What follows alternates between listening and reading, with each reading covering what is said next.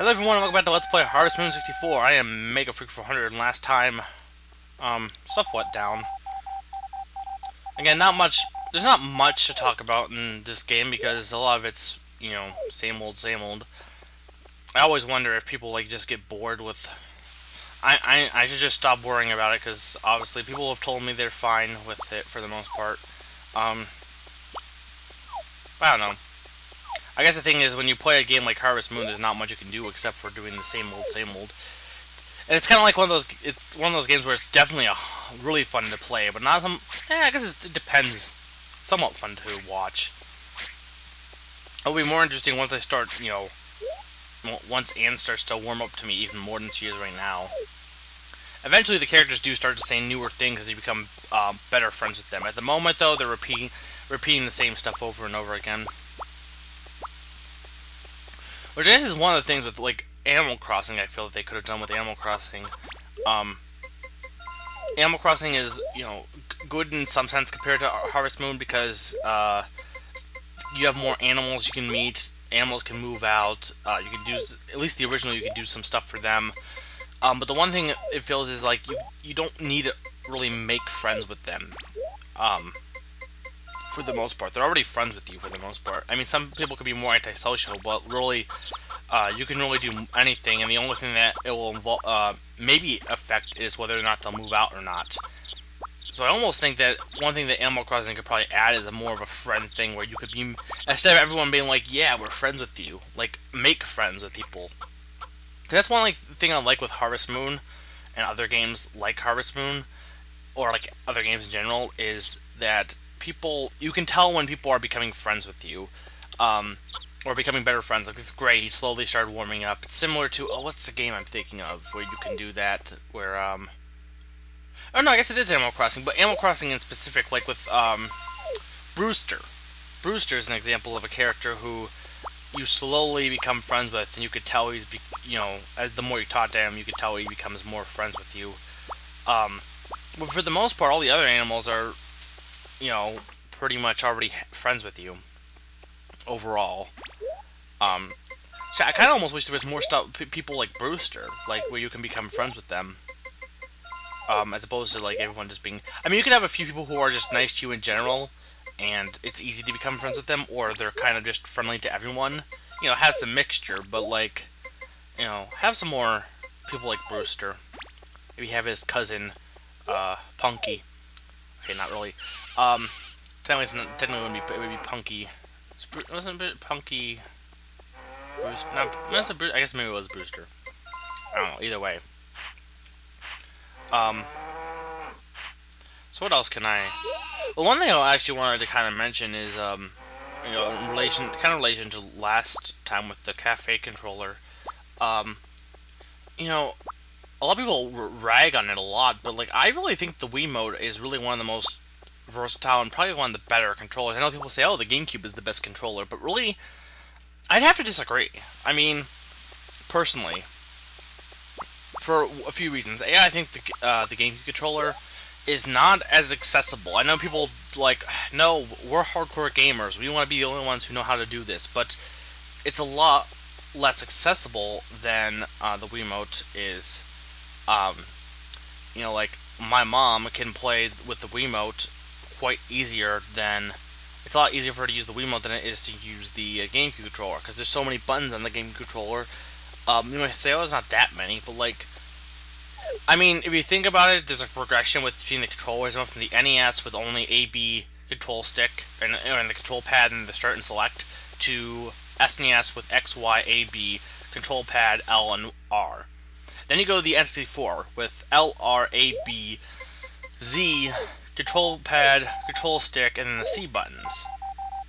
And then you go to the the GameCube controller with L, R, Z, A, B, X, Y, C stick, control stick, and then control pad. So you can imagine, unless people have, you know, trained themselves or followed that natural progression, they're not going to really know how to use the GameCube controller. The Wiimote, however, is quite versatile in that you can use it in various ways. You can use it as an NES controller from when you hold it to your side. You can hold it, you know, just point it like a pointer. Most people know how to use a pointer. You can use attach the nunchuck and use it like kind of like a two-handed GameCube. I know people don't like the wire in between, but that's just a minor thing that can be fixed or should be fixed. But like that's a minor thing. I think having it be two separate controllers actually works pretty well, to be honest. You can use the classic controller, of course, and attach that. So really, in just even without the classic or the nunchuck, the Wiimote itself is the fact that it can be used as an NES controller. I think it's just in general pretty versatile. Being able to attach the nunchuck transforms it into like a GameCube style controller. And while I know some people will like the GameCube better, and there are games that can use the GameCube for the Wii, I just think that the Wii is better at being more accessible to people who aren't into gaming and people who are into gaming. I know, again, it's kind of a preference thing. I understand some people don't like it that much, but I don't know. I really love the fact that it could be used as an NES style controller, because I grew up with that as well. And while I'm fine with the GameCube, I always just kind of I like games that use the Wiimote on its side. Personally, I like those like the best. I know some people say, well, 3D games shouldn't use that because 3D games work better with a control stick as opposed to a control pad. Well, there are a lot of those games that do that. Like, I think Mario Sports Mix is one of them. Also allow you to use the nunchuck if you want to. And, I don't know, I never really found a trouble with roaming in a 3D space with a control pad. I know everyone else seems to find the control stick better, but I don't know. I like the accessibility of the Wiimote. So I think, as much as you can say, well, it's not that good, I think the Wiimote is a really good design, one of the best designs Nintendo has ever had for a controller. So I am, and that's one thing, as much as people make fun of it, and probably deservedly so, and as much as you can deny it, it's definitely kind of a copy. The PlayStation Move doesn't have the accessibility that the Wiimote has. It's not accessible. It's not well designed. It's designed for motion, but it's not well designed as a controller, personally, I feel. Sony's controllers are always kind of meh. I know the Xbox controller, a lot of people like that, but like the Sony controllers, I've never been a big fan of. Like, the original PlayStation was okay, but like, I don't know. I never felt that those controllers were designed all that well for use, at least for holding. N64 controller was kind of oddly designed too, though, because the way you held it is usually you held it in the middle and then on the right, and the control pad never got really used at all. It was there, and you could use it both sides of it to use the control pad, but for the most part, besides the L button, you could just cut off the entire left side of the N64 controller, and it would work the same way. So the N64 controller was kind of oddly designed.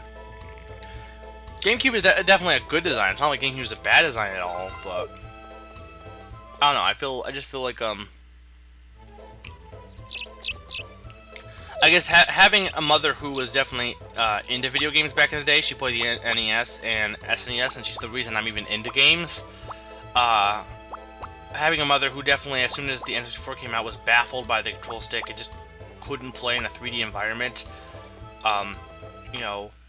Partly because of the controller. I think having, that kind of reference, it's like, well, I know I'm fine with, the GameCube controller. I play it perfectly fine, but, like, I know my mom doesn't, and it's interesting that I think that's something that Nintendo realized is just definitely that in order to get non-gamers and more casual people to play games, they needed to simplify the controller a little bit. The thing is allowing choices too. Like I said, a lot of the games allow different control schemes. Of course, there's definitely a difference between allowing choices and then allowing the person to do whatever they want with the game. Those kind of games are like Minecraft or like, sandbox games where you can intentionally do anything you want. And while those games are great, like user-controlled content, user-made content, I don't know, I feel like I wouldn't want every game to be like that personally, especially because they kind of lose their sense of goal. I'm not kind of going out, but I was kind of going the whole, like, controllers have choices. The control scheme is nice to have choices, but, like, I don't think everything needs to be a choice, necessarily. I mean, some things you you know, I think as much as you could say, well, it's nice to give people a choice, sometimes it's there's too many choices that are given. I gave the example of when I'm doing something for like a commission to do like an art piece. If I'm given too many choices, I don't know what direction to go into. And while for some people that's fine, they can deal with like Minecraft doing whatever they want in there. To me, the game seems like it would get old really fast. / I would just get sick of it and never want to play it again because you don't have any. There's no goal. And I guess the thing is, as much as people will be like, well, when I make a game, I'm going to make a game that's, has tons of choices and people can do whatever they want and it's customizable. Well, that's great, but, keep in mind, not every game should be like that. There should be definitely a balance between, a game where the user basically does everything in terms of making the game and a game where, the user had a little bit of choice on what they can do, but for the most part, they're doing what the, following the path of kind of the game designer. And even then, though, there's like non-linear games, or games people think are non-linear, that really are still linear overall. The true non-linear games are like games like Minecraft, or like, games that have no goal, that you can do anything you want in the game and there's no purpose other than just screwing around. Those are true non-linear games. Games like Metroid that are said to be non-linear, yeah, you can take different paths, but they're still linear in the sense that you have one way to go. There's still kind of a certain direction you need to go towards. So yeah, I think people want to have tons of control over a game, or tons of control over what they can do, and just do whatever they want. Like I mentioned with like a few videos back about the whole people leaving comments about LPs and not doing what they want them to do, and being just people talking over a game. I think people want to get so much control that they want a game where they can do whatever they want, and I feel, well, that's great for some games. I wouldn't want every game to be like that, nor even the majority. I think that having a game where the user controls everything, I mean, at that point, why doesn't the user just make a game themselves? Though I guess, to be fair, there's a difference between making a game and playing a game, and sometimes making a game can be definitely tough. So it's not as fun as actually playing a game. So playing a game that simulates kind of making a game and having control is definitely more fun than actually making a game yourself. Yeah, I guess my thing is, while choices is great and having options, it's also, good to be balanced and, not always have total control over a game. And I know I kind of talk bad about Minecraft. I don't hate the game. I just think A, it's overrated, and I think B, it's one of those games where it's not even it's not even done yet. It's in beta still, but it's one of those games where, and it was an alpha when it actually got popular. But it's one of those games where I feel people like it because they can do whatever they want, but eventually I feel it's a fad right now. Eventually it's gonna die down and most people won't be playing it anymore. Because when you have so many choices and you can do whatever you want, but there's no real goal and no ending point, eventually you'll get sick of it and then never want to play it for a long, long time. Whereas with games that have a goal, you may feel like, oh, I want to play so much more of this game. I'm disappointed that I had to stop here. Well, yeah, but when you play the game again, which I do with a lot of games, personally at least, I'll go back to it and play it again and have fun with it. I guess it depends. Some people just don't like to replay games, which, again, it goes down to personal choice and personal preference. Anyway, not much else we can do today, so let's finish watering up these plants, and then tomorrow we will have more fun in fall. Fall fun. Fun. Yeah.